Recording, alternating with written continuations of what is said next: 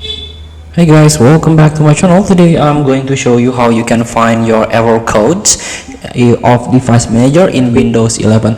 So if you have a error or if you have a problem or issues on your device in your device manager on Windows operating system, you can find the complete list. So you can access the Microsoft support, or you can access try to find on Google error codes in device manager in Windows. So here the first one will show up. So this is Microsoft support. You can click it, and this is the error codes in device manager in Windows. So these articles cover error that are generated by device manager in Windows.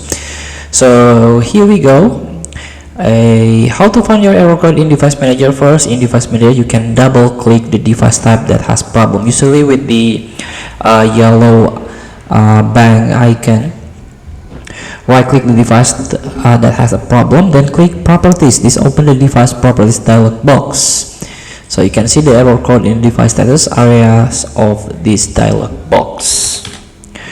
So here, this is my device manager, and usually there's a yellow bang. For example, right click on display adapters properties, and usually there is a error code in here.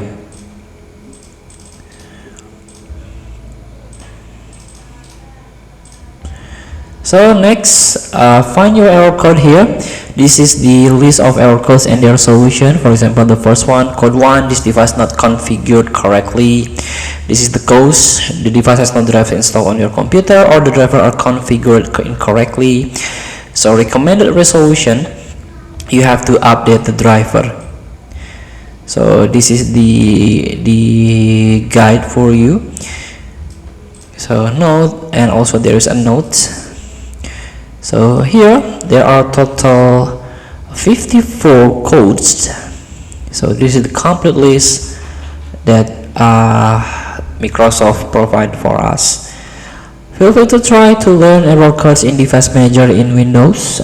Thank you for watching. Don't forget to comment, like, and subscribe, and click this button below. See you in the next video.